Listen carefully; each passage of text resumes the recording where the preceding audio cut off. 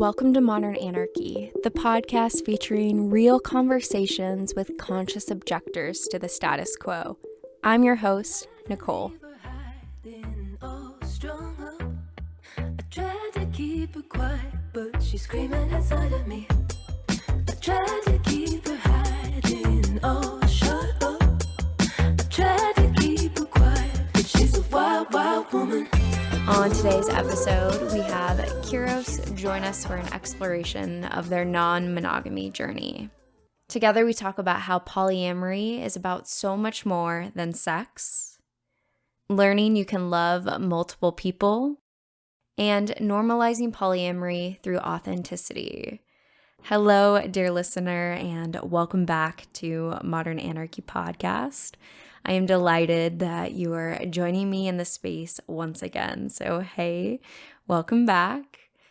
These conversations are so powerful to record when I do many months earlier and to also listen to them again because I edit these each week. So I sit down with my podcast and hear these conversations that I recorded months ago. Y'all, I have so much content planned for you in 2024. I am so excited to share with you.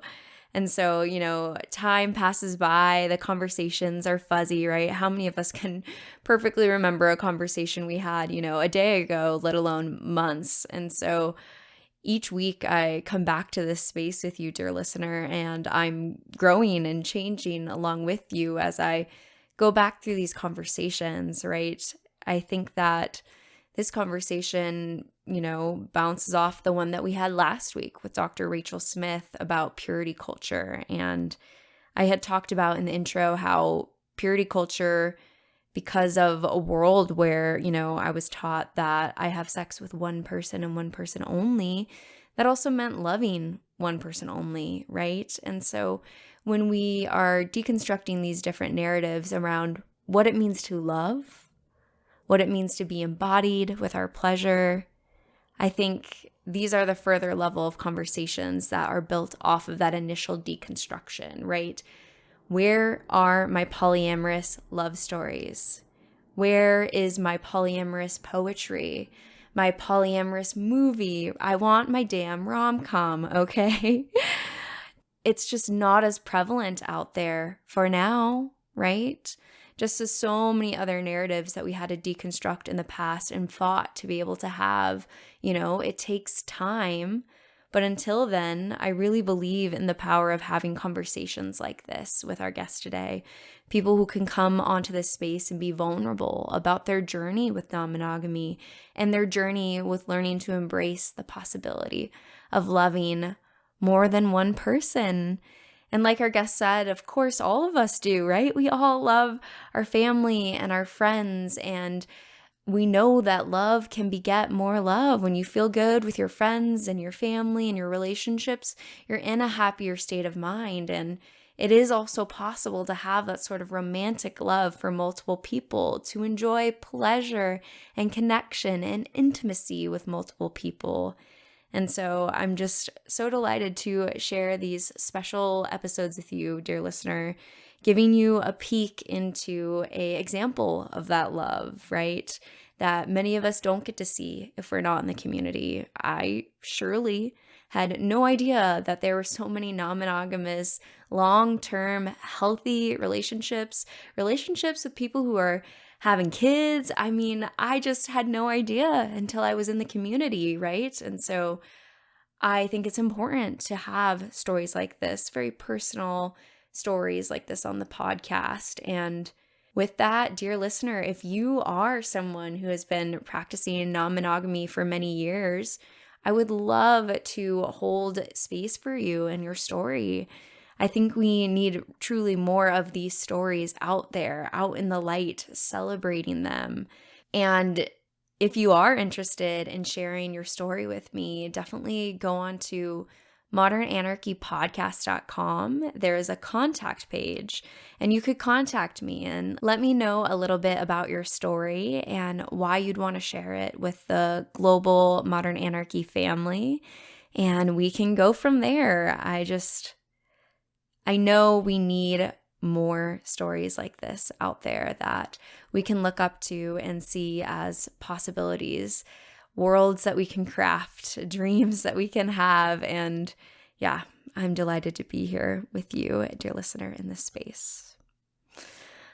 On a less exciting note, my content got removed on YouTube. One of my videos apparently violates the sex and nudity policy, which is absolutely absurd because it was a conversation from way back where I'm talking to another professional, right, about the education around these topics. And so it is just utterly absurd to me that as an educator in this space, I am getting my content actively removed. And so, dear listener, thank you for sharing this episode, this podcast with people that you love, with people in your community, because I am actively fighting these systems sometimes. And so when you are sharing this podcast, if you are supporting me on Patreon, I just want to say thank you for joining me in this. And thank you for tuning in each week. And as I've been saying, thank you for learning with me, unlearning, and learning again in this space together. No, you are a part of the Modern Anarchy family. And I am sending you so much love, such a big hug from chilly Chicago, y'all. It's getting cold out here. But I hope that you enjoy today's episode. And with that, let's tune in. So then the first question I like to ask each guest is, how would you introduce yourself to the listeners? My name is Kyros. I'm a 54-year-old gay man with 2 husbands living in Southern California. My adult child lives with us as well. All 3 of us have a great relationship with my kid. I've been with my husbands. The 3 of us have been together 15 years. And I'm excited to talk about all of the beautiful relationships you have in your life. Yeah. I'm curious if you could take me way, way back to even the first time that you heard of non-monogamy or polyamory. Where were you at? What did you think of it? Take me back. Yeah. So it would have been 1994, Okay. 1993, something like that. Yeah. Somewhere in there, I first heard of ethical non-monogamy, started doing some reading up. At the time, I owned a bookstore. And so I had seen one of the books come, like in the new books out kind of thing. I said, oh, that looks interesting. So I read The Ethical Slut. Of course, the canon. Of course. Yes. And then there were a few other books that came out right around that time. And I just kind of dove into them like, oh, this is neat. And my partner and I at the time had an open relationship. So I was already, it's fairly common, I won't say fairly common, it is common in the gay community for, especially if you've been together for a long time, to open the relationship, stuff like this. So I'd already, been in an open relationship. When that relationship ended and I went into my next relationship, I pretty much stated from the get-go, this is going to be an open relationship. I don't do, I don't do monogamy well. Not anymore. And about 6 months after we got together, his ex-wife showed up on our doorstep with a kid and a bag of diapers and clothes and said, here, you take. And my partner and his ex-wife went out and screamed at each other for about an hour while I'm holding this child. And I raised that child for the next 8 years. And that's the adult child that lives with me. Yeah. So they're my kid. Both their biological parents are, yeah. Yeah. But during the course of that relationship, we were living in the Seattle area. We got involved with a polyamory group that was just kind of starting. And so we had a group of probably about 20 of us or so that would get together on a weekly basis at one of the local malls, because one of the 2 of the people in the group were musicians. They had an open mic night. So they would go up and perform and we would all be there to support them. And one person from this couple was dating the other person in that couple. And it was like this big ring. Sure, of course. And we were all just exploring, what this all meant together. And we went to a few sci-fi conventions and actually held panels on what we knew as people who were actually doing it for other people that were asking questions. Yeah. And so that was like from like 96, 97, 98, 99, those 4 years. And when that relationship ended, I, went right into another non-monogamous relationship and was actually briefly in a triad. It didn't work. And it was about that time that I realized trying to find a triad, actively looking for it, typically blocks you from actually finding anything, because you're so desperate you'll grab anybody Mm, rather than waiting for the right person to come along. You'll just grab anyone who's like, oh yeah, you want to sure. try it? Let's try it. Sure. And that tends to lead to a lot of problems and why people perceive poly is not working, Mm, because you're not getting a relationship because, oh, I love this person. You're getting a relationship because I want another person. And then, I met Scott, or my other husband, about 2 months after I met David, and we were all good friends. And then, when Scott was in a relationship, his relationship ended, he started spending time with David and I, and we were just kind of playing around, having fun. But then at a certain point, we were planning a vacation together. mm. And I looked at David and I said, I think we're dating him. And he goes, yeah, I kind of wondered about that. And I'm like, so is this something we want to do? Yeah. And so we had like multiple conversations about whether or not that was where we wanted this to go, or whether we should put a pause on things. Mhm. And we decided, sure, let's give this a shot. And so we went to Scott and like, hey, so we think we're kind of dating you, and we want to know how you feel about that. And he goes, oh, good. I felt the same way, but I didn't want to cause trouble between you guys, so I didn't want to say Oh, anything. yeah. So we decided to give it a shot, and here we are 15 years later. Wow. Beautiful. Mhm. What a beautiful love story that you've created, right? I think there's so much, the reality is there's a lot of stigma around non-monogamy and open relating, and this idea that, Yeah. this is something that you do when you're young and you have all that sex drive, and then that shit doesn't last. I mean, you're palming your face, so I would love to I'm hear what you have to say back. well, I'm 54. Scott is 54. David is 46. Mhm. So we're all in our, 40s, 50s. And, we got together when we were, Scott and I had just turned like 40 when we Mhm. got together, Mm. saying that it's all about sex and it's all about, yeah, we had fun at the beginning, but we're just like any other long-term married couple, you know, sometimes things happen, sometimes things don't happen for days and weeks, but we love each other. Yeah. But of course, yeah, it's so much more than just sex, Oh, right? yes. That's what you're speaking to here is like the stigma, the cultural perceptions around it being just about that. Yes. It is definitely not about that. It's like any other relationship. You just happen to have extra people. Mhm. And because we still have an open relationship, that means that, David went to Japan to visit a friend who was going to be moving there to teach English for a year. Mhm. And so he went to go visit the guy. I know it's someone that he's played around with in the past, before we got together. And I'm like, have fun. Yeah. And, when he got back, he gave us the whole story about, oh, this and this and this and this. We went here, we did this, and like told us all the things they did. And then, occasionally throw in, and then, we got into the hot tub together and had this kind of fun. And, so it's not an issue at all. Was it ever? Yes. Yeah, exactly. That's the question I have to ask. You're here now, but you take us back, way, way back. What was Way, it way like when back you first heard your partner doing when, stuff with other people? well, when we first got together, even like when the three of us were together, like if I went to the bathroom and I came back and they were already playing around, I would get upset. Oh, you couldn't Mm. even wait on me? And, and then we talk it out, like, okay, yeah.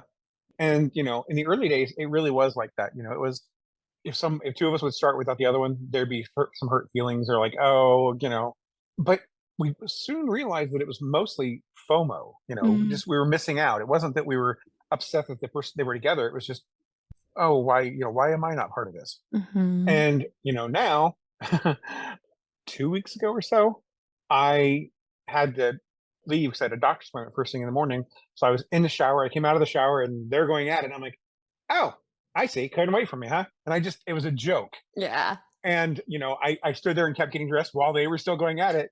And I leaned over and gave them both a kiss and left. I mean, Yeah. Yes. so much of what I thought was jealousy was actually just fear of missing out. I was just, why am I not involved in this? Why am I not getting this? Whatever. And once I hit kind of that point, that was like a huge realization for me that Mm. I'm not jealous, that they're getting some, I'm not, whatever. It'll all even out in the end. I'm not worried about that. I love these people. I want to see them happy. And that's what it boils down to.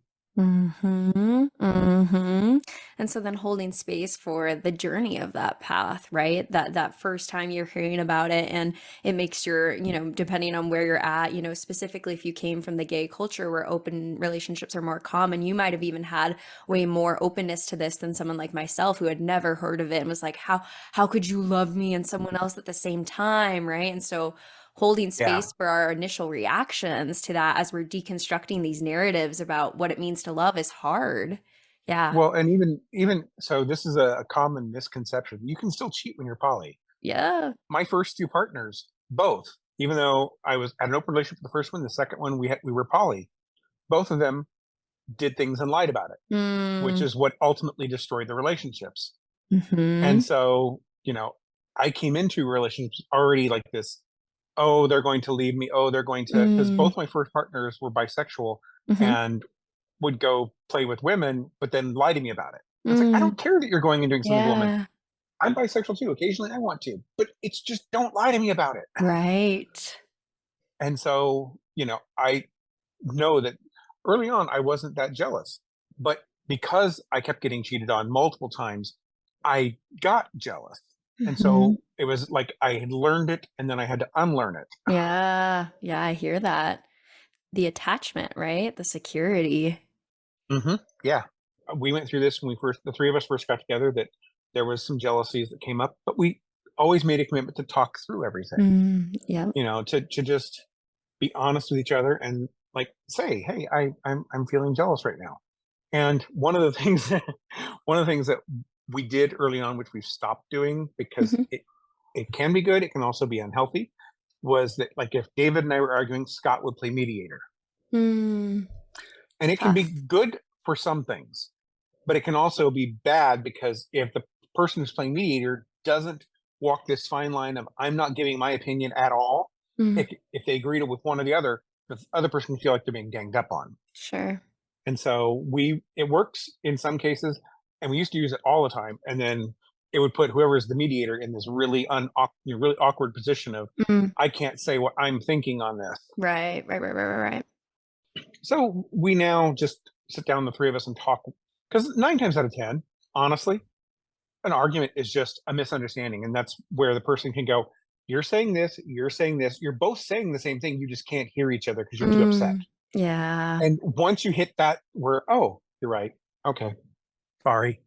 Yeah, exactly. There's a misunderstanding, and I'm hurt. There's something I'm needing. There's some tender Yeah. part of me here that's getting activated, right? And being able to name that lets that power go, and you can come back into that connection. The normalization of ruptures and repair in relationships is so huge. Yeah. I mean, we've been together 15 years. We still fight. I mean, we still have our fights. It's not usually about anything jealousy or like that. It's just, oh, why didn't you take out the trash? Kind of stuff. Sure. It's the same for any relationship. Right. Oh, you're not doing enough around the house, kind of Yeah. stuff. Yeah, of course. And when you were talking about being able to name the jealousy in the relationship that you were feeling, I'm curious, as a man, what it was like to name that. There's a lot of cultural scripts around how you should be showing up. And so I'm curious to be that open and vulnerable, what that was like. Thankfully, the three of us aren't, none of us are the toxic masculinity. Yeah. All three of us are really good about talking about our emotions. I tend to be the one that talks about my emotions the most. Mm. And that was the way I was raised. I was raised to be very honest and open about my relationship or my feelings. Mm-hmm. One of the hardest things to learn was that sometimes you can't talk about it right in the moment. Mm. Sometimes you need to say, I can't right now. I'm too emotional, too upset. Give me a little time to decompress, and then I can talk to you about what's going on. Yeah. And that was the hardest thing to learn, really, Mm. was learning that you can't always deal with it right this second. And if you try and force it, it will just make matters worse. Right, exactly. Because you get activated, right? And you're in that moment and you're like, I want to solve this. I want to solve this. I want this to be fixed. I want it to be fixed. But in that moment, like if we could tune into the body, usually we're feeling that fight and flight freeze response in the brain, right? We're in our amygdala, we're fearful, and then so that is coming out rather than our ability even to just be in our prefrontal cortex and think and communicate clearly. And so when we are having conflict and conversations, I'm always asking people, like, how in tune are you to your body? Do you feel that rise in your chest, that turning in your stomach? And can you notice that enough to say, hey, I need to go take a walk. I'm feeling lots of energy in my body. I want to go take a boxing class and come back and talk about this. You know what I mean? Like, how can we process those emotions and come back to each other? Yeah. For men in our culture, we're kind of raised to be fix everything, fix everything. We have to fix it right now. Everything's a problem needing a solution. And David used to be like that when we first got together. If I was triggered by something, he'd want to fix it right then and there. And I finally, like, honey, just give me a little time to decompress and then I can talk. And, at this point, yeah, we just automatically do that for each other. We just like, okay, you're upset. I'm going to give you some time. You go chill. And then we'll come back together when you can talk about this. Hmm. This is a hard thing for me to admit to a stranger, but I will tell you. Growing up, my father told you he loved you by insulting you. Mm. And so it was my sister and I both learned this. You had to hit him back with an insult so fast, so hard that it shut him up. It was Mm. the only way to make him stop. Mm. And so in my first relationship and my second relationship, I had this habit of casual, funny insults. And those things hurt. Yeah. You don't really think about it when you're the one doing it because you've been raised around it. It's not normalized.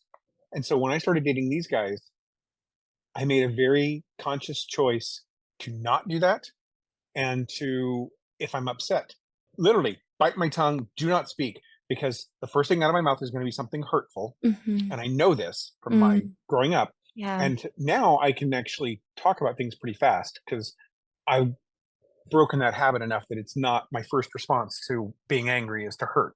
Yeah. What used to be, I need 20, 30 minutes to cool off before I can talk because otherwise, first thing out of my mouth is going to be something mean. And I don't want to say something that I can't take back. That's probably the best advice I could give anybody for any relationship. Don't talk when you're angry because you'll say things you can't take back. And once Mm-hmm. they're out there, they're always going to be there in the back of that person's head. You can say Yeah. you're sorry until the cows come home, but that's always still going to live in the back of their head that you said that. And so I made a conscious choice with these guys to not do that. And it has made our relationship so much better because, we've just grown together. I mean, it's, Yeah. Mm. Yeah, we're always growing in relationships. And yes. I want to thank you for sharing that piece about your dad and how that impacted you. I can't imagine how hard it was to grow up in that space, like connecting with him, wanting that love and security, and to get that back. Like you said, it created then that pattern of connection and love being so deeply tied to that pain. Because he was a mechanic. So he used to complain that I was always reading books. I Mm. loved to read as a child. And so he would tease me about reading that I was stupid because I was reading. Wow.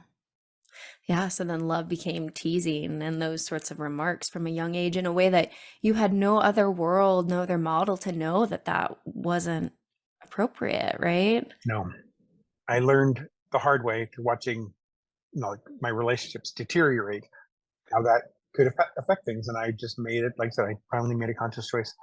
I have to break this habit because this is not, I'm never going to have a good relationship as long as I'm doing this. Mm-hmm. And I'm proud to say that I've only done it once in 15 years. Yeah, wow. Great. So much growth, right? And I think Yes. continued. Someone, yeah. There's still a struggle sometimes because it's like, rah, rah, rah, rah, rah, I'm mad about Yeah. something. Yeah, the humanness of this reality, right? Of what it means to be a human in relationships, growing, learning, evolving, right? Yes. And having two relationships simultaneously, Yeah. well, three technically, because I've got a relationship with Scott, relationship with David, and then the relationship with the three of us. So it's managing on a whole different level. Mhm, mhm, absolutely.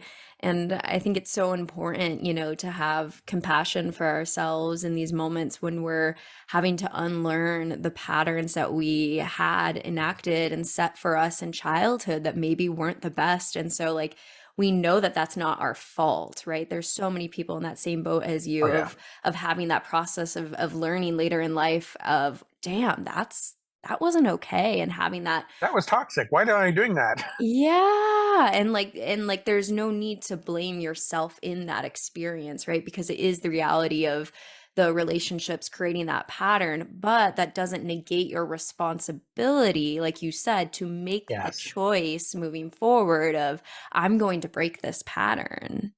Hmm. Yeah. Something I said there, I want to definitely kind of like underline that when you're in a poly relationship, you have each individual relationship as well as the group relationship, Sure. and don't ignore that.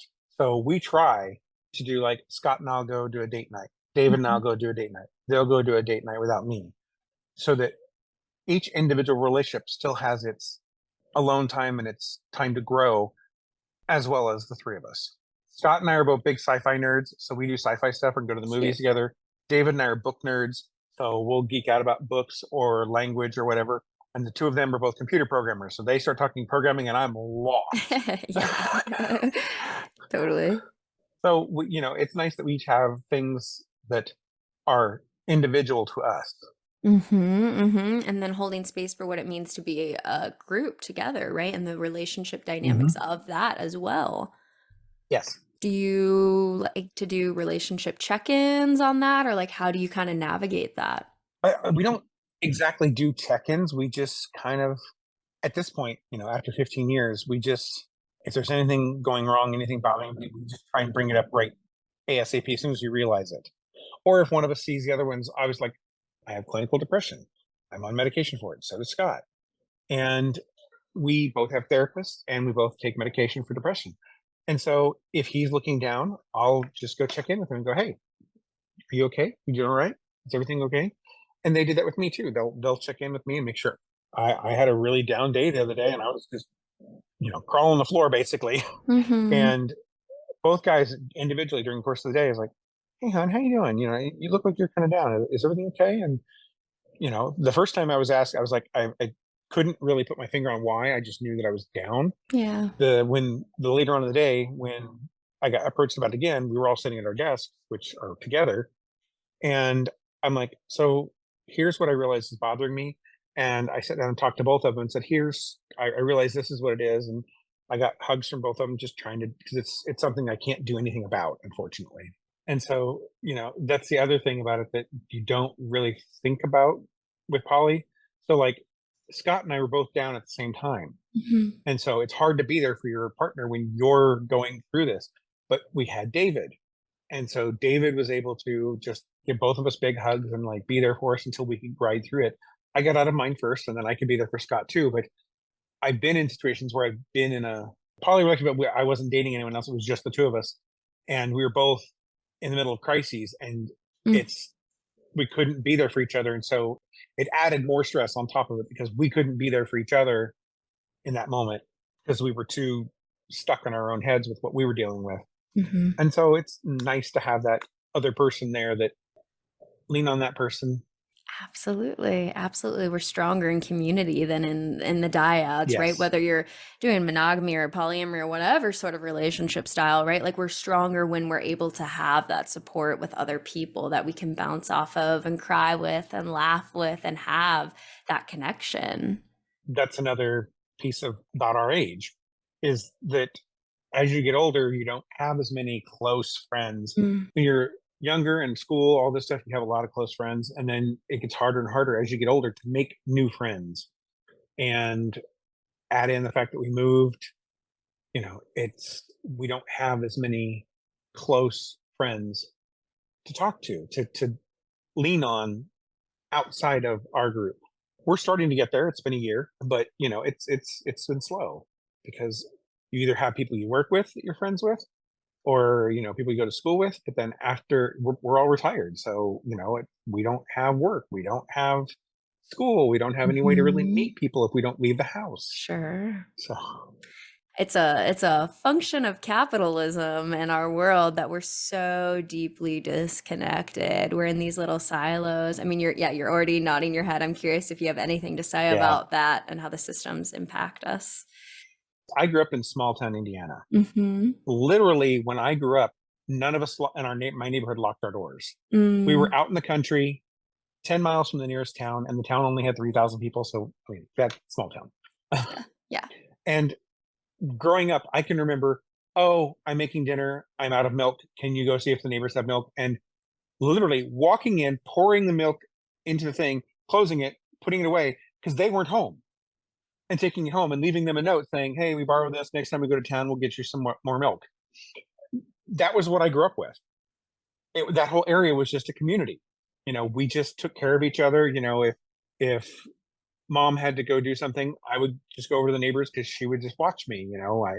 This was never a thing. And so I grew up in a very, very strange environment when it comes to that. Yeah. So I saw community. I saw all this where everybody just kind of worked together to help each other. So when I moved to Seattle when I was an adult, I created that community. Mm.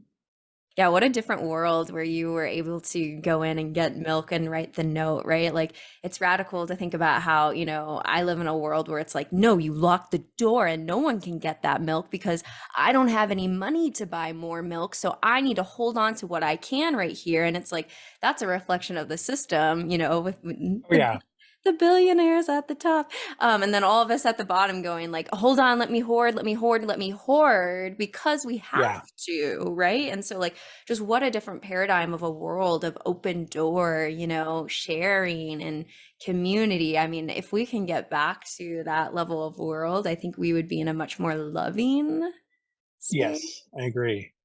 The main thing that stops us from going back to that is fear, Mm. because with a 24-hour news cycle that came up, we learned so much more about a bigger world. And oh, they sell fear. It's like you should be afraid of this, you should be afraid of that.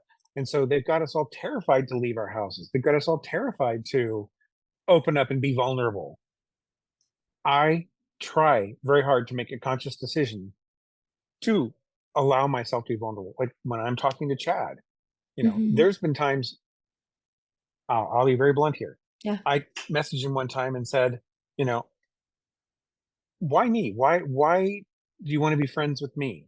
Mm. You know, what is it about me? And he was kind of caught off guard by that, but then he answered me, and it's like, and he's like, wow, thanks for being vulnerable like that. I'm like, I was sitting here in my own head spiraling of, he doesn't really want to be friends with me, and this is, he's just humoring me.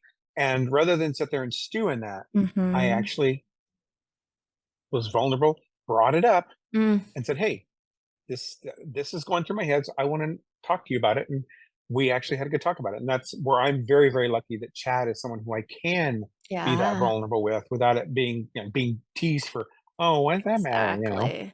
It's hard to be that vulnerable, but when you start allowing yourself to be vulnerable, yeah, sometimes you're going to get stepped on, but I got to give people the chance to show me who they really are.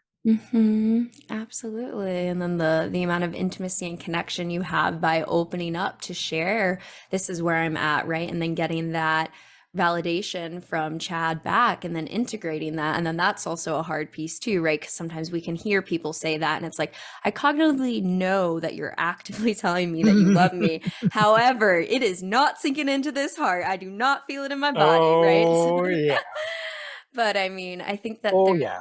yeah, exactly. There's so much healing and power in being able to name that internal experience. And I think maybe it's because of my positionality as a therapist, right? Like that is constantly what I'm hearing across the board from clients. Like, right? Like, am I failing? Am I doing this wrong? I feel like no one likes me. I feel like all of this sort of stuff. And when we're doing like a group therapy process, right, which is so phenomenal, we do individual therapy is great, right? But also there's so much power in doing it in community. Oh And then, yes. yeah, and then being able to hear a whole group say, I feel the exact same way. And then do that fact check across the board of how are you perceiving me? And someone says, I'm so inspired by you and you are so this and that. And you have to kind of like reimagine what it means to be in relationship because you're getting this new data like you're getting from Chad of that other people love and care for you. Yes.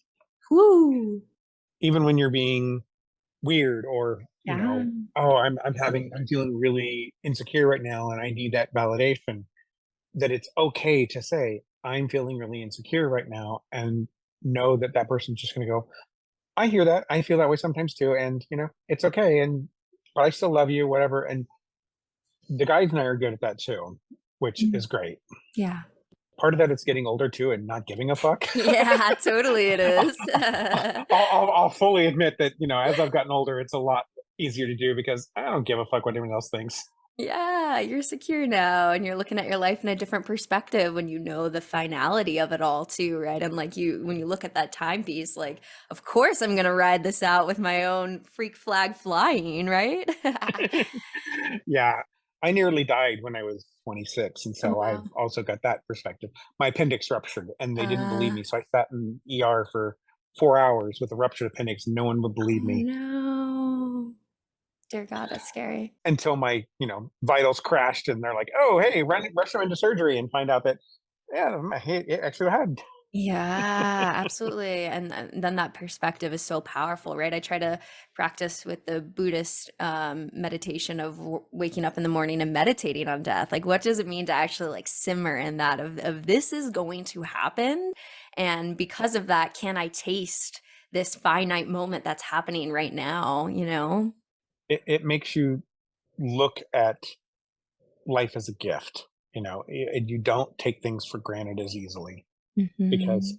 it can end it. I was 26 years old and it could have ended right there for me. Yeah, absolutely. My existential professor is always trying to remind us that like we move through this world thinking we have so much control, but the reality is we don't, right? Like if you would have gone to drop off the birds at the vet, could you have gotten in a crash, right? Like all these different things that like we're really living in this world with very little control, or we seemingly think we have much, but we really don't. And so being able to Don't. get comfortable with that and the inevitability of change, right? I'm sure your relationships with your husbands have changed over the years, right? If you tried to hold on to this Yes. static image of who they are and how you show up, oof, yeah. No.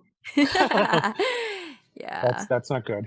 People grow and change. If they don't grow and change, that's the bigger problem. Mhm. Mhm. That was what ended my friend's 25-year marriage was Mm. she was still growing and changing and her husband wasn't. Mm. And she's like, I'm still wanting to learn and grow and become more. You are content to never ever change ever again. And we're going in opposite directions. Yeah. And there's a lot of people in that space. And it's hard because if one person is like, I'm fine with the status quo for the rest of my life, and the other person is, I want to continue to grow and learn and evolve and all this. The only resolution is that either the one who's growing and evolving gives up on that, or the other one has to start changing and realizing that life is a continued journey. Otherwise, you're going to continue going further and further apart. Mhm. Yeah. It's tough.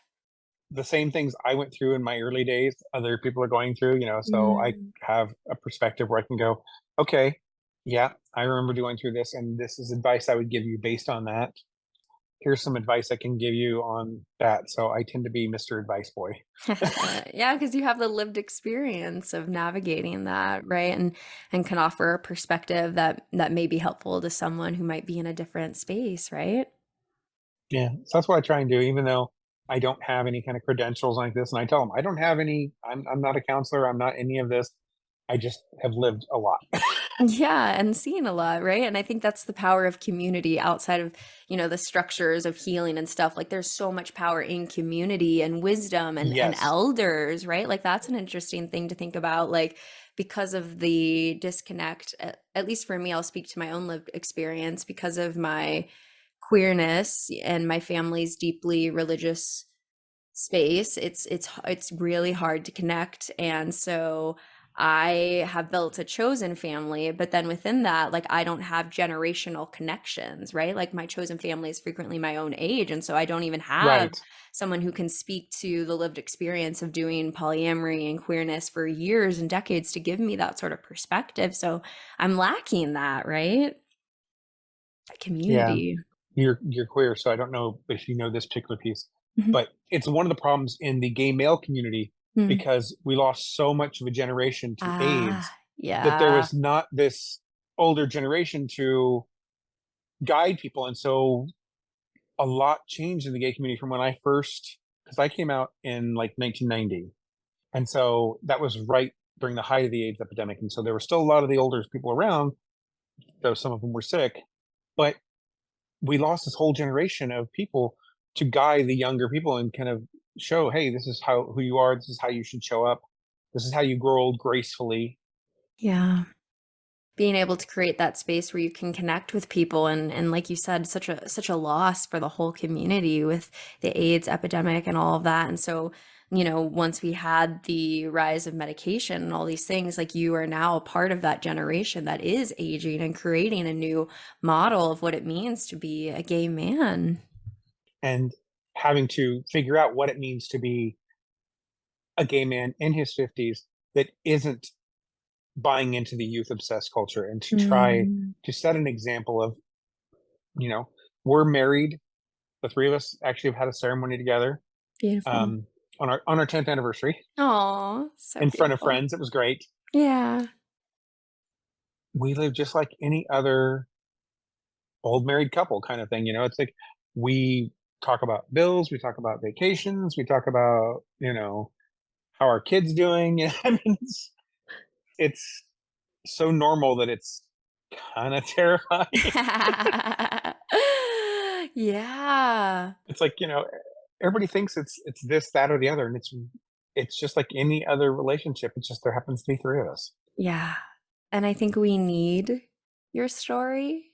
We need many more stories of this, right? Because when we think about how we're social beings, we're social creatures, and we're looking to how do I shape my world? What am I doing? We look to maybe media, TV, other sorts of narratives of what it means to construct a life. And right. And so when you are reading The Ethical Slut in 1994, your mind's starting to percolate of, wow, there could be a whole different world of how I do this, right?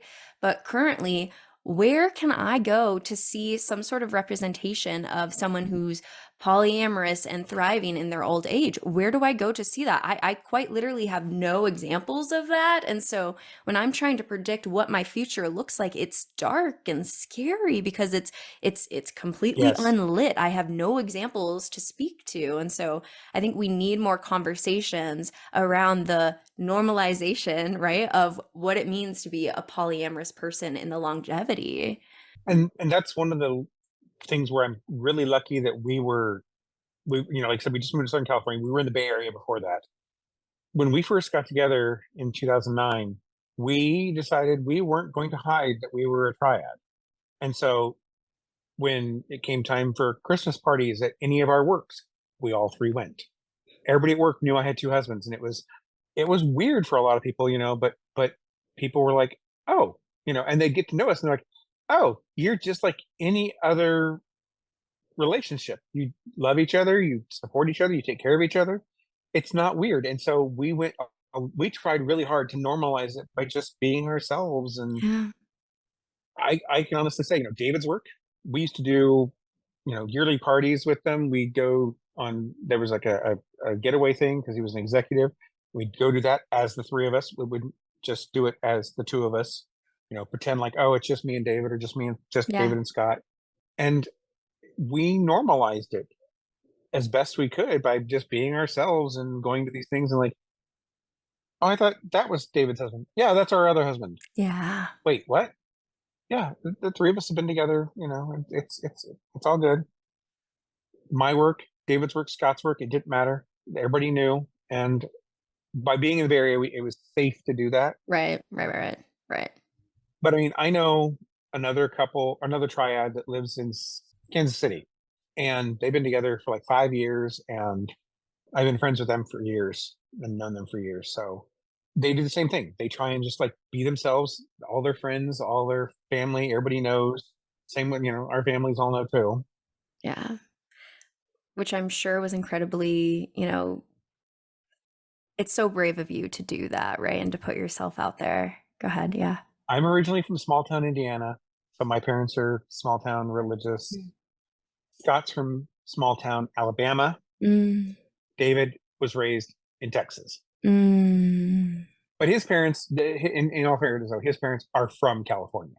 They're from San Diego. So, they were the easiest ones to tell. Sure, sure.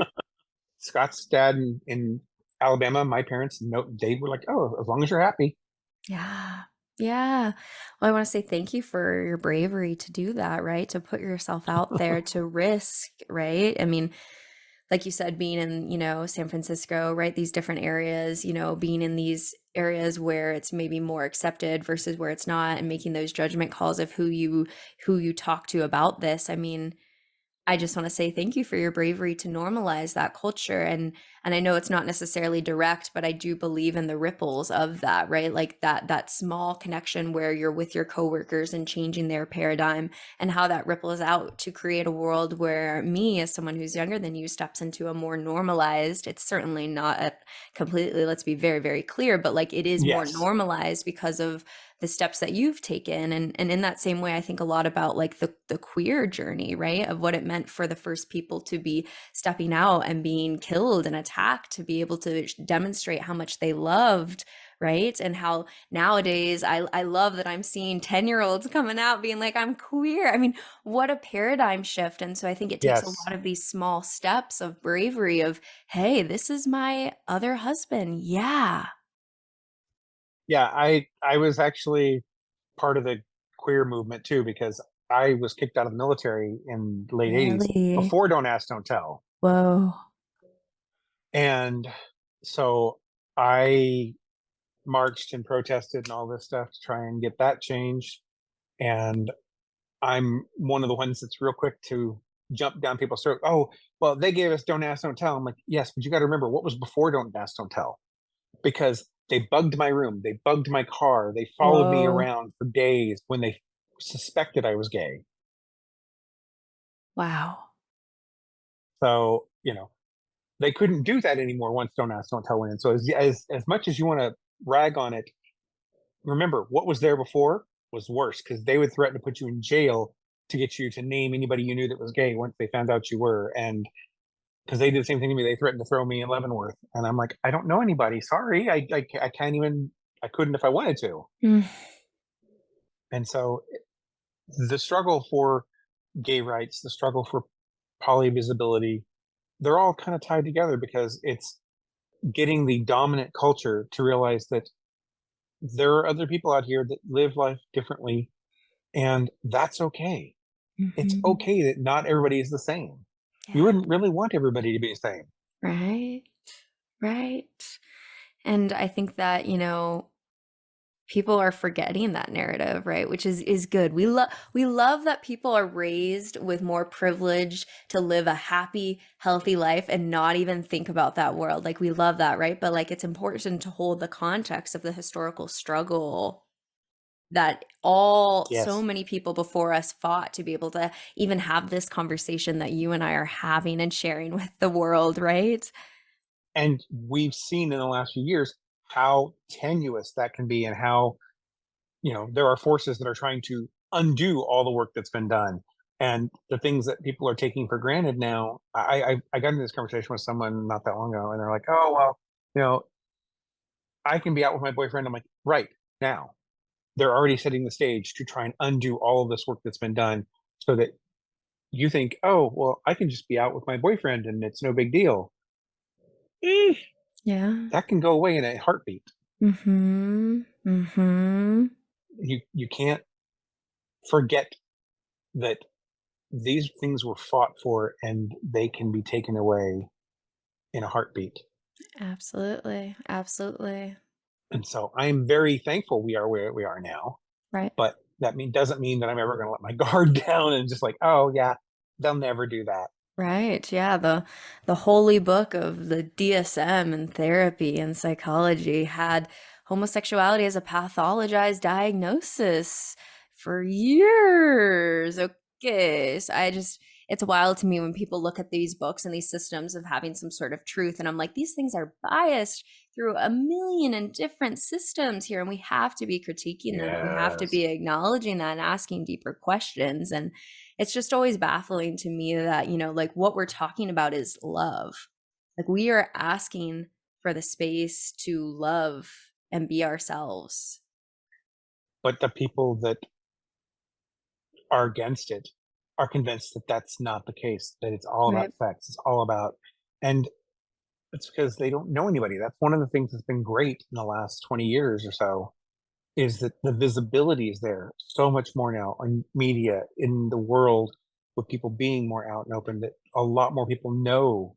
When I was a kid, I didn't know anybody that was gay. Right. And the only representations that were on TV were tragic characters. And then once it got to be like late 80s, early 90s, it was all characters who were just dying of AIDS, you know. So it was like Right. that's all you saw. And so I had absolutely no role models, no Mhm. idea what even, how to express that I was gay. Right. And when I started exploring polyamory, I had no idea how to express that either, because I'd never seen it. Now, you know, occasionally you'll see TV shows that show decent, healthy poly relationships. And it's like, first time I did, I just was like, Yeah. "Yay!" And I mean, for me, I'm still waiting for my polyamorous love story. Like, where is my, romantic rom-com? I want it. Funny you should mention that, because I don't know how many times we've watched movies and you see Oh, yeah. this romantic triangle going on, and it's like, just be poly. I know. It's too simple. It's too simple. You can't do that. So Can't give them the answer it's like like two that. guys fighting over one girl, or two girls fighting over one guy. It's like, just be poly. It Sure. solves all your problems. You don't have to choose. Yeah. I know. Oh God, I've yelled at the screen I don't know how many times.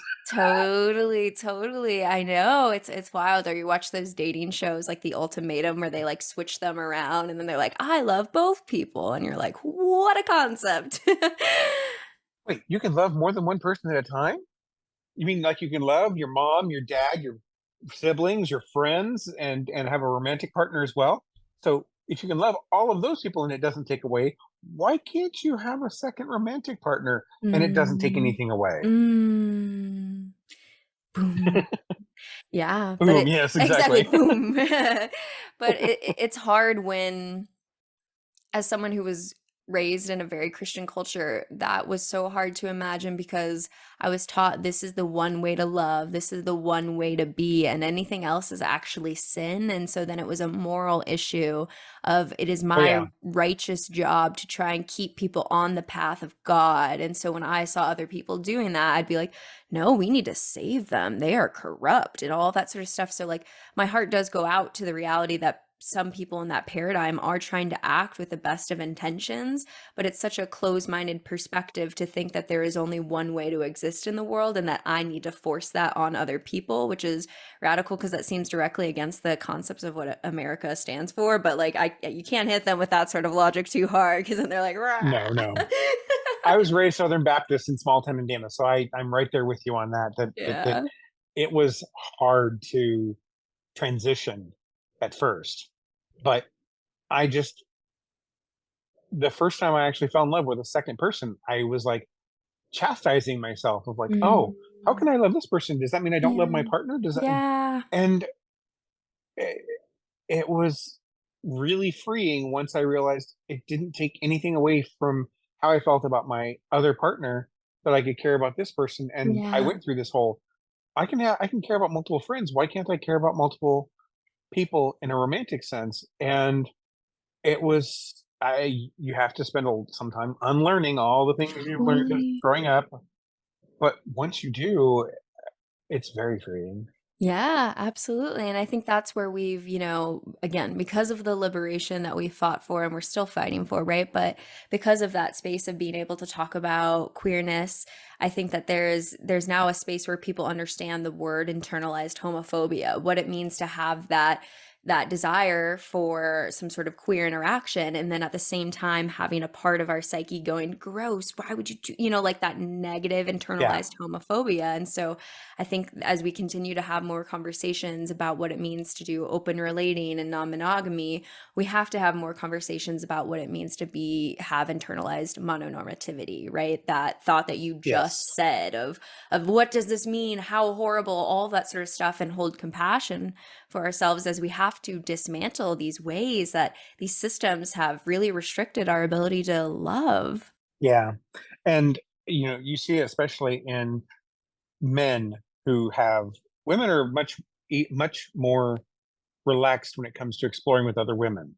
But there are so many men who still have that toxic masculinity of, oh, I can't, I have to own my wife, my girlfriend, whatever, or my wife wants me to play around with her and her boyfriend, and I can't be with another man even in the same room. Yeah. And it's hard for a lot of people to cross that barrier. Or they try it and then they like it, then what does that mean? And then Totally. they're it's like, it doesn't have to mean anything. It can just be, hey, I'm having fun. Exactly, exactly. But I'll be antique shopping and then I pick up a book about sexuality and it will be like the homosexual is rah rah rah rah corrupt rah, rah. And I was like, wow, okay. So when we think about the internalization of that, right? You are actively going through a struggle where the messages about that have taught you that if you do these things, you're going to be judged, isolated, all of these really scary things. So it makes sense that it would bring up so much of a struggle internally. And God, it breaks my soul to think that what is at the other side of that is quite literally love and pleasure. Like we are able to love and Yes. embrace more pleasure in our bodies with more people. My God, like what? Yes, I totally agree with you on that. And it was, I think, easier for me because I'd already kind of crossed a lot of those barriers by realizing I was gay. Yeah. But I've seen so many people I know that have struggled for years with, like they're poly and they have an experience with another man in with a woman, but and they enjoyed it, and then watch them struggle Hmm. because what does it mean? What does it mean? What does it mean? And then even beyond that, like I have a particular friend that is in my mind now, realized, hey, I like fooling around with guys too. But even then, it always has to be a woman present. They could never do something with another guy by themselves because that's a bridge too far. Yeah. Mm. And it's like, just relax. Yeah. Whatever happens, happens. Don't love is love. Just let the love happen and don't get stuck on labels. Absolutely. Allow yourself to play, allow yourself to express that. And again, yeah, holding compassion for the reality that that is much, much harder to do for the generations that are older compared to the 10-year-olds that are coming out now and being able to share, Yeah. right? Yeah. I have a friend who's one of their kids' friends is like 12, 13, and has very openly said, oh, I'm bisexual, and it has dated both men and guys and girls, and at one point was dating one of each, and was, they introduced him to me because like, oh, hey, this guy's poly too, and then I kind of talked to them and their boyfriend and their girlfriend, like, oh, that's so cool that you guys are doing this at 12. Yeah.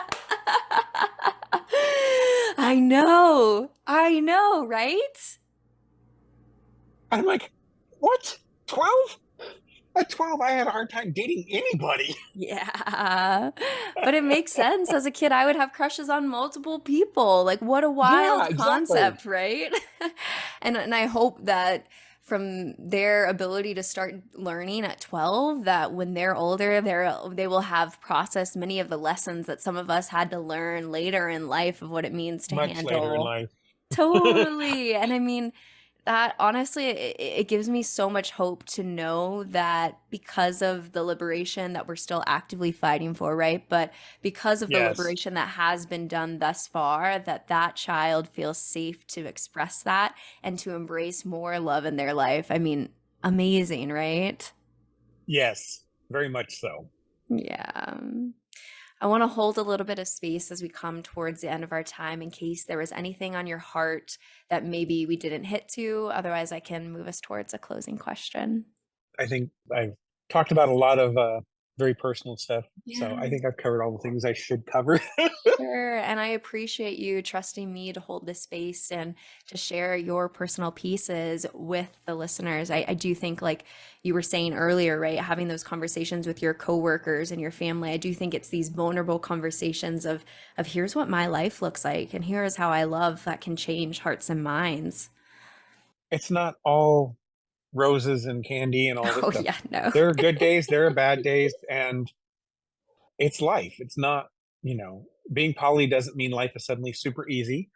It's actually more of a struggle sometimes because Yeah. you have two different people you're dealing with their Yeah. emotions and but the benefits far outweigh any of that other stuff. Mhm. And you know it's so great to me to be able to wake up every day and know that I have these two men who want to spend their life with me Mhm. and support me and take care of me and love me. I've got a great picture. I got sick and I was in the hospital, Mhm. and I had my phone on me, and I woke up and looked over, and David's sitting here and Scott's leaning on top of him, and they're both asleep sitting in chairs. I took a picture of it. It's one of my favorite pictures of them because Mm. it made me so happy just to see the two of them. I was in the hospital. They could have gone home, but they were going to stay and find out what was wrong with me. Mm. And they're both sitting there asleep in chairs Aw. in the room with me. Yeah, that love. Yes. Mm. Yeah. Oh. Thank you. Turns out I just had mono. Well, I'm glad you're okay. But yeah, Oh, this was years ago. sure. But yeah, thank you for sharing those pieces. I hope it inspires people to step into more expression of love, whatever that may look like for them. Yeah. Yeah, I hope so. Yeah. Well, the one question I do ask every guest on the podcast, yeah, exactly, is what is one thing that you wish other people knew was more normal? Hmm. That it's just like any other relationship, that you have your good days, you have your bad days, you have your ups and downs, and to not think that, oh, just because you have a bad day or a bad week, that means poly doesn't work. Mm. Poly works. It's still a relationship. You still are going to have good days and bad days and Mhm. tough times and good times. And it's just like any other relationship. Yeah. Yes. Yeah. So normalizing polyamory. Yeah. That's important to hit on because so many people, when they have any sort of struggle with it, immediately go, it's because I'm trying to do polyamory and I can't do this. And oh my God, I can't. And particularly within a therapy context, there are many therapists Therapist. I who know. will be like, it's because you're trying to do polyamory. Obviously, that never works. Yes. I don't know Oh how many my times I've heard God. it never works. Oh, I I can't. cannot tell you how many times I hear that. And my response now is, really? Because I've been doing it for 15 years, no problem. Totally. That's what I literally had to say that in my class. Like I am actively going through school training. We were training on some emotional therapy thing with one of my professors. And I was like, how about applying this to open relationships and other things? And she's like, well, from my clinical experience, that actually never works. And it's always one person wanting it and the other one doesn't. And I was just like, God damn. I took a deep breath and was like, you know what? Actually, from my lived experience in the community, that's not what I see. I see many people who thrive in it and both want it. But like the fact that I even have to name that in my class is radical. Well, the thing is, and from a therapist point of view, that makes sense Right. because they only see people who Right. are actively in crisis. Exactly. If they judged every other person in the world by the people they see in their practice, they would think everybody was completely messed up. Totally. And Yes. so, you can't generalize off of, oh, well, all I see in my practice is this. Well, yes, you also only see in your practice people that are depressed and, you Suffering. know, Yeah. anxious and suffering. Do you think that the entire world is like that? There are hundreds of poly couples out there that you don't see who are Yeah. thriving. Yeah. And because they're thriving, you don't see them. Yes. Exactly. And that's one of the reasons we chose to be so open with our coworkers, etc., is because it isn't something people see. So many people I know that are in poly relationships will only take one partner to, like a work event or whatever, so that all they think is they have just this one partner Yeah. because they don't feel safe being out. They don't feel safe showing who they really are. And only to a very select group of people do they show who they really are. I know so many poly Mhm. couples and poly triads, whatever, all over the country and even in other countries. And that's what they do. A lot of them is they just only show the world, they think that this is a couple living together have a roommate, Yeah. and that's not what it is. And so you don't see it. It's hidden. Yep. Exactly. Or they don't live together, so people don't realize that this person, that person, and that person are all in a relationship together. Yeah. Yeah. And so it's hidden from the public view. And one of the reasons we chose to actively be out was that to normalize it, to show that we're just like everybody else. We're not these crazy sex fiends or whatever you think it means. And we have our good days and bad days, and we love each other. It's just a relationship. Thank you for doing that and for taking that step to do it in this space with me. If there's anything that I can do in this space, right, to bring more of that future where we can have these pieces of our life that are quite literally how we're constructing family, how we're choosing to love, be normalized at bare minimum, normalized, let alone celebrated, let me tell you. You know what I mean? Yeah, for And real. this podcast has gone global and is in the top 10% of podcasts. So if we can keep running this dream Nice. here, right, of what does it mean to have more expansive love and the space to do that? I think it does take conversations like this where you open up and share about this piece so that hopefully, that younger generation does not have to live in the silence, in the shame of what you're mentioning here. Yes, that'd be great. Yeah. Thank you for coming on to the show and for sharing so much of yourself with me and with all of the listeners. Oh, happy to. And this has been fun for me too. Good. If you enjoyed today's episode, then leave us a 5-star review wherever you listen to your podcast. And head on over to modernanarchypodcast.com to get resources and learn more about all the things we talked about on today's episode. I want to thank you for tuning in, and I will see you all next week.